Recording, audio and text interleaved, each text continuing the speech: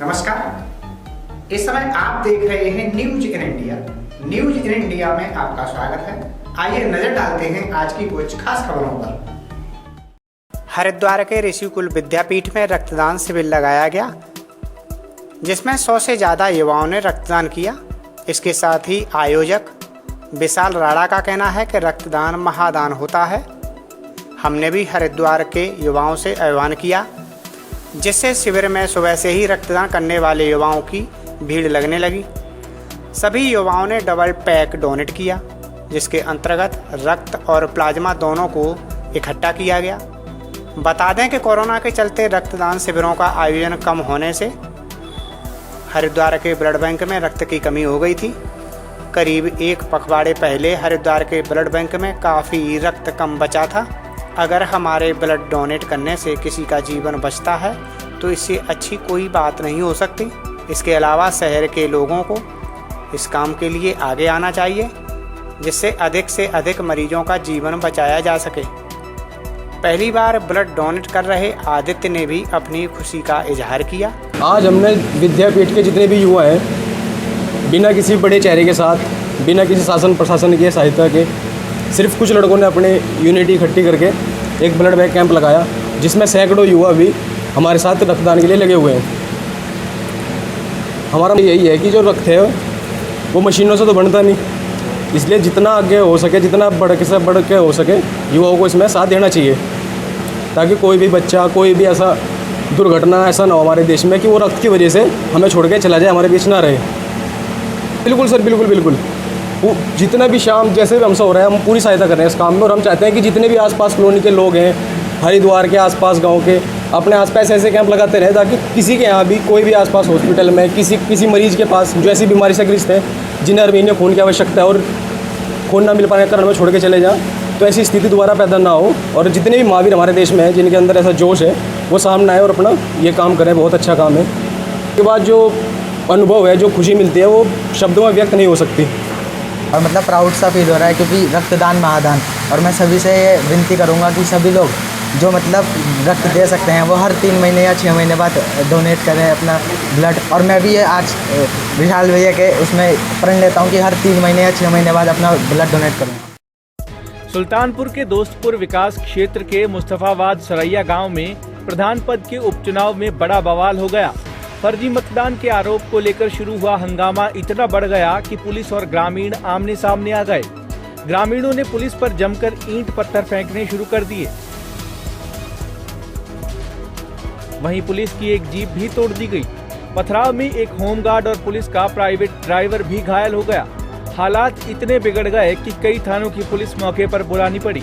Police को भीड़ को काबू करने के लिए आंसू गैस के गोले छोड़ने पड़े, तब जाकर स्थिति कुछ हद तक नियंत्रण में हो सकी।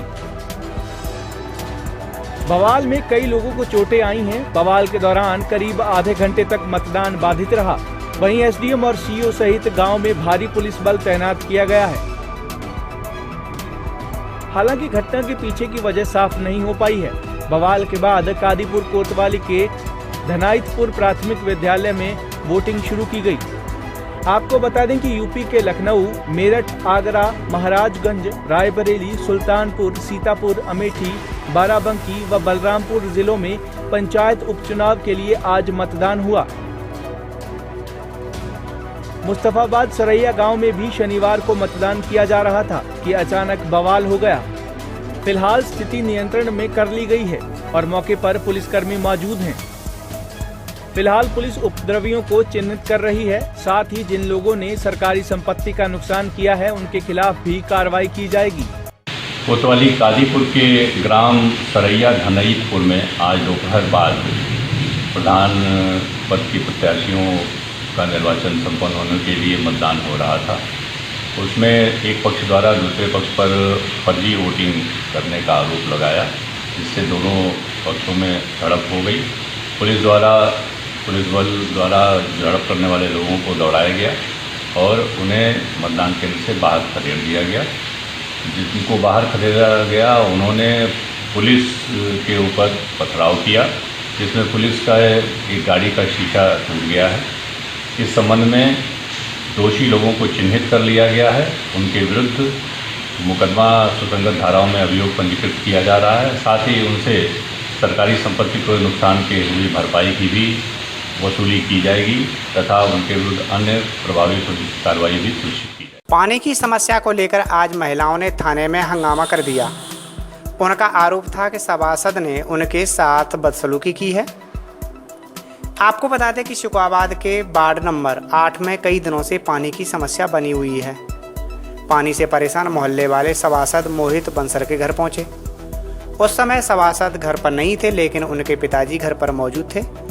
उन्होंने पानी से परेशान महिलाओं की एक न सुनी और उल्टा महिला को ही फटकार कर भगा दिया। उन्होंने कहा, जिसे तुमने वोट दिया है उससे ही पानी की समस्या बताओ। सभासद के पिता की कार्यशैली से नाराज महिलाओं ने हंगामा करना शुरू कर दिया। मामला यही नहीं थमा। नाराज महिलाएं थाने पर पहुंची और सभासद के खिलाफ नारेबाजी करने लगी। महिलाओं का कहना था कि सभासद और उसके पिता के खिलाफ मुकदमा दर्ज करके कानूनी कार्रवाई की जाए। थाने पे इसलिए गई कि जो हमारे सभासद हैं प्रेजेंट टाइम में, उन्होंने महिलाओं के साथ में बदतमीजी से बात करी। उनके घर हम लोग समस्या लेके गए थे पानी की, तो बोले कि आप लोगों ने वोट नहीं दिया है और हम मतलब वहाँ काम नहीं करवाएंगे। तो अभी थाने पे क्यों आना पड़ा? अभी इसलिए कि महिलाओं के साथ बदतमीजी से बोले, प्लस मुझसे भी बदतमीजी से बोले कि आपने चमचागिरी करके ही काम करवाएंगे। तो हमारे मोहल्ले में पानी नहीं आ रहा है और मेंबर की घर पे गए तो उनके पिताजी बोलते हैं कि हमें आप लोगों ने वोट ही नहीं दिया, तो पानी कहाँ से हमला करें। तो आप लोग यहाँ आए, क्या समझ पुलिस ने क्या कहा?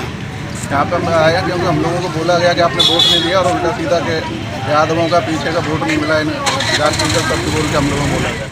मैनपुरी में 3 अभियुक्तों ने जाल बिछाकर मोर को मार दिया। मोर मारने की सूचना पर वन विभाग की टीम और थाना पुलिस ने मौके पर पहुंचकर एक आरोपी को पकड़ लिया, जबकि 2 आरोपी भागने में सफल रहे।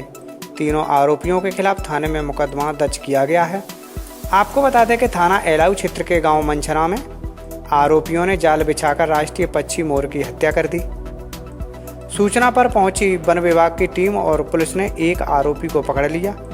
पूछताछ में आरोपी ने अपना नाम विजय, निवासी सिमरौगा, थाना नरवल, जिला कानपुर बताया है। विजय ने बताया कि उसने अपनी मौसी के दोनों लड़के पिंटू और शिवा के साथ मिलकर मोर को मारा है, जो कि नगला केल थाना एलाऊ के रहने वाले हैं। वन विभाग की टीम ने तीनों आरोपियों के खिलाफ मोर मारने की धाराओं में मुकदमा दर्ज कराया है। पुलिस ने बताया कि एक आरोपी को पकड़ लिया है। जल्द ही दोनों आरोपियों को गिरफ्तार करके जेल भेजा जाएगा। मोर एक जो है मंछना गांव से सूचना दूरभाष पर मिली बुजुर्ग द्वारा, जो कि बताया गया कि उसमें 3 लोगों ने मोर मार दिया ग्राम मंछना में मठिया के पास जी। तो तुरंत सूचना पे अपने हमराह के साथ में मंछना ग्राम में पहुंचा। वहाँ पे जो है मौके पर पहुंचकर देखा कि मृत मोर जो है अभियुक्त मरने वाले द्वारा साइकिल को टांग कर ले जा रहे थे, जो कि एक अभियुक्त को पकड़ लिया। यूपी पुलिस अपने कारनामों को लेकर आए दिन चर्चा में बनी रहती है, जिसको लेकर अक्सर पुलिस की किरकिरी भी होती रहती है। एक बार फिर ऐसा ही कुछ देखने को मिला फर्रुखाबाद जिले में, जहां नशे में धुत दरोगा ने 2 युवकों पर कार चढ़ा दी। कार की टक्कर से दोनों युवक गंभीर रूप से घायल हो गए। घायल युवकों में एक की हालत बेहद गंभीर होने के चलते उसे CHC कमालगंज से जिला अस्पताल रेफर किया गया। बता दें कि पुलिस लाइन में रहने वाले उप निरीक्षक विजय कुमार कार द्वारा ड्यूटी करने कमालगंज जा रहे थे। तब कमालगंज में मनोज अस्पताल के सामने से गुजर रहे थे, तभी कार की टक्कर से कस्बा निवासी 2 युवक गंभीर रूप से घायल हो गए। स्थानीय लोगों ने युवकों को कमालगंज CHC पहुंचाया। घटना के बाद दरोगा ने अपनी कार भगाई। लोगों ने पीछा करके शांति गेस्ट हाउस के पास दरोगा की कार को घेर लिया। थाना प्रभारी इंस्पेक्टर राकेश कुमार ने मौके पर जाकर जांच पड़ताल की और दरोगा को अपने साथ ले गए। बताया जा रहा है कि दरोगा नशे में कार चला रहा था, जिसके कारण दरोगा ने सड़क किनारे खड़े दोनों युवकों को सीधे टक्कर मार दी और अब एक युवक जिंदगी और मौत के बीच झूल रहा है। वहीं पुलिस अपने साथी नशेबाज दरोगा को मीडिया के कैमरों से बचते हुए CHC कमालगंज में मेडिकल कराया, लेकिन मीडिया के किसी भी कर्मी को अस्पताल परिसर में घुसने नहीं दिया। बता दें कि थाना कंपिल में तैनात दरोगा विजय कुमार की बीते दिनों थाना कमालगंज में तैनाती की गई है और नशेबाज दरोगा के जिले के सीमावर्ती थाना क्षेत्र में नशेबाजी के कई कारनामे सामने आ चुके हैं, लेकिन SP की मेहरबानी के चलते नशेबाज दरोगा को नई तैनाती मिल गई है।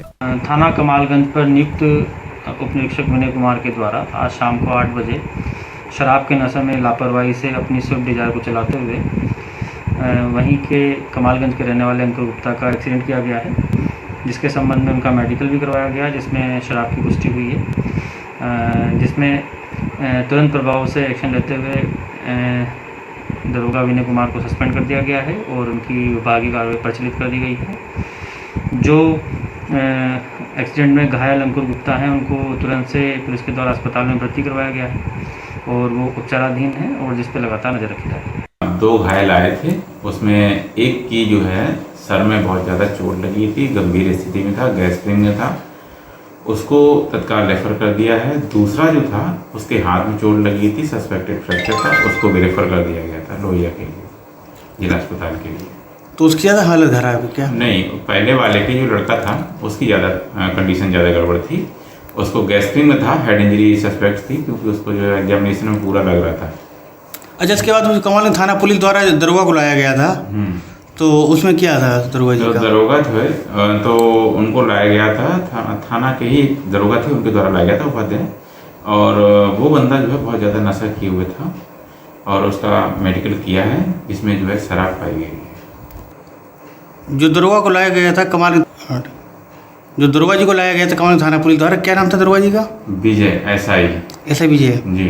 तो क्या ज़्यादा अल्कोहल की मात्रा पाई? हाँ, अल्कोहल की मात्रा ज़्यादा पाई गई, वो चलने में सही नहीं चल पा रहे थे। अलीगढ़ में घर के अंदर मजार बनाकर पूजा करने वाले व्यक्ति को बजरंग दल के विरोध के चलते मजार हटानी पड़ी।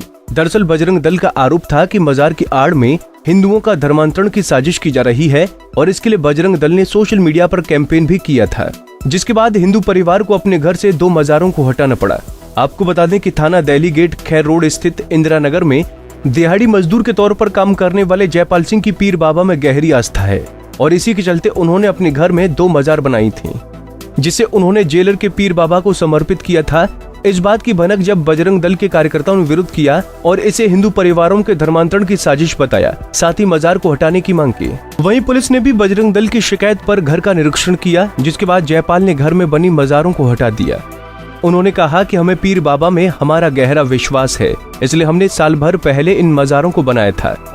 फिलहाल बजरंग दल की शिकायत के बाद जयपाल ने सहमति से अपने घर से मजार को हटा दिया है। अलीगढ़ में एक हिंदू परिवार में इस्लामिक जिहादियों द्वारा उस परिवार को धन का लालच देकर या अन्य प्रकार का कोई लालच देकर उसके घर में मजार बनवा दी जाती है।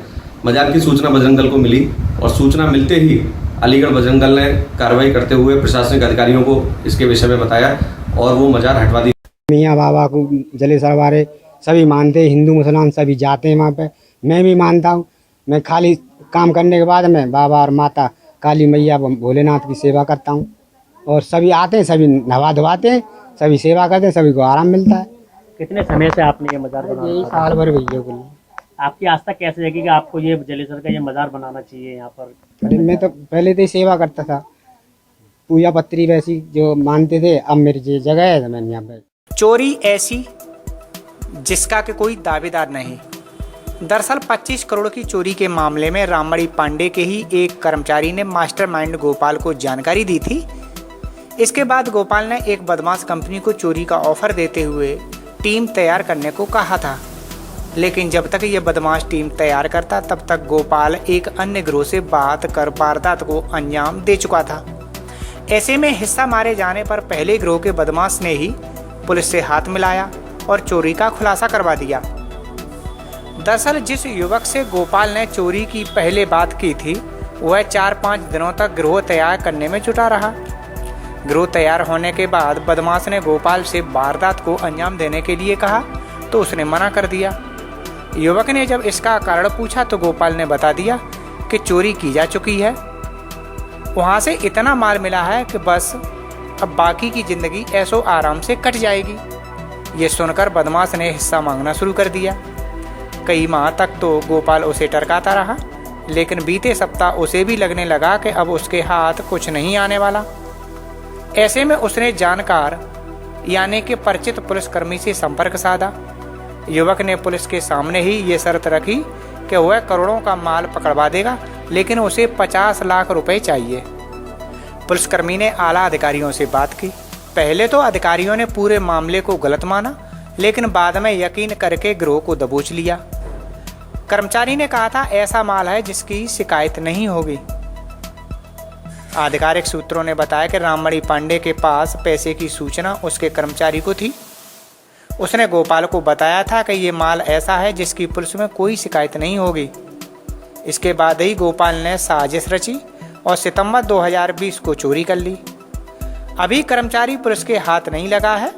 उसके गिरफ्त में आने के बाद ही पता चलेगा कि ये पैसा किसका है और कहां से आया था। इसके अलावा सिल्वर सिटी में कब और किस तरह रखा गया था। 25 करोड़ की चोरी के मामले में 8.25 करोड़ रुपए बरामद होने की खबर समाचार पत्रों में प्रकाशित हुई तो इंडिया बुल्स कंपनी का एडवाइजर शनिवार को सेक्टर 108 में कार्यालय पर पुलिस अधिकारियों से मिला। गुरुग्राम की फाइनेंस कंपनी इंडिया बुल्स के एडवाइजर ने दावा किया है कि ये रकम कंपनी की है। राममणि ने करीब 200 करोड़ रुपए का उनसे लोन ले रखा है। इस पर पुलिस अधिकारी ने कुछ साक्ष्य मांगे तो उन्होंने कागज दिखाए, लेकिन अधिकारियों ने कुछ और साक्ष्य भी मांगे हैं। पुलिस अधिकारियों ने बताया कि राममणि पांडे और किसलय पांडे के खिलाफ कई लोगों ने सेक्टर 39 में पुलिस से संपर्क किया है। कई लोगों ने आरोप लगाया है कि पिता पुत्र ने उनसे धोखाधड़ी की है, जबकि कुछ लोगों ने ब्लैकमेल करने का आरोप भी लगाया है। इससे पिता पुत्र जांच के दायरे में आ गए हैं।